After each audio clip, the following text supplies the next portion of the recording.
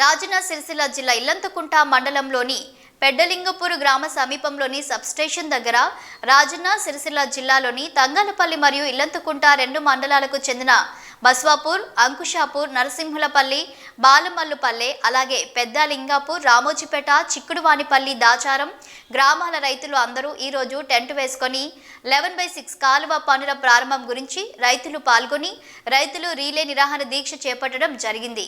రైతులు మాట్లాడుతూ మాకు రంగనాయక సాగర్ నుంచి నీటిని విడుదల చేసినా కూడా మాకు నీరు రావడం లేదని, అలాగే పోయిన ప్రభుత్వంలో కూడా ఈ కాలువ పనులు పూర్తి చేయాలని కోరడం జరిగిందని, ఇంకా ఆ కాలువ పని కొంచెం ఉండడం జరిగిందని, దానికి పూర్తి పరిహారం చెల్లించి మాకు మిగిలిన కాలువ పని చేసి మాకు కాలువ ద్వారా నీరును రైతుల పంట పొలాలకు అందించాలని, దీని ద్వారా 1000 ఎకరాలకు నీరును అందించడం జరుగుతుందని రైతులం మీ మీడియా ద్వారా కోరుకోవడం జరుగుతుందని, మాకు ఇప్పటికే పంట పొట్టకు వచ్చిందని, నీరు లేకపోవడంతో పంటలు ఎండిపోతున్నాయి కాబట్టి మాకు న్యాయం చేయాలని, లేదంటే రైతు సచ్చుడా కాలువ ద్వారా నీరు వచ్చుడాని జరుగుతుందని, మాకు అప్పటి వరకు మా ఈ రీలే నిరాహార దీక్షలు కొనసాగుతాయని తెలుపుతున్నామని రైతులు మాట్లాడుతున్నారు. ఈ కార్యక్రమంలో రైతులు సుధాకర్ రెడ్డి, అమ్ముల అశోక్, నవీన్, రమేష్, ఈరా, కొమరయ్య, రవికుమార్ తదితరులు రైతులు పాల్గొన్నారు. రామోజీపేట, చిక్కుడువానిపల్లె, నరసింహులపల్లె, బాలవానిపల్లె, బస్సాపూర్ ఆరు వెల్జీపూర్, ఎద్దనుకుంట ఈ 8 గ్రామాల ప్రజలు నీళ్లతోని అల్లాడుతుండ్రు.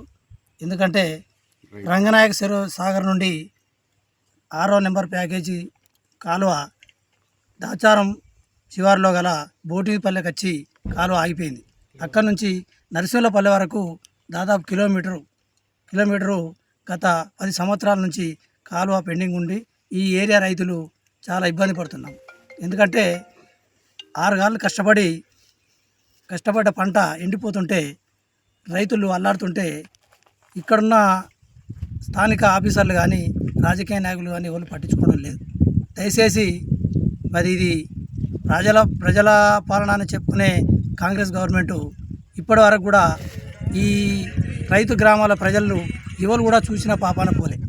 ఇక్కడ రైతులు ఎండిపోతుంటే వాళ్ళకు అక్కడ చికెన్లు వండించుకొని చేపలు వండించుకొని తినే మంత్రులు కనబడుతారు మాకైతే.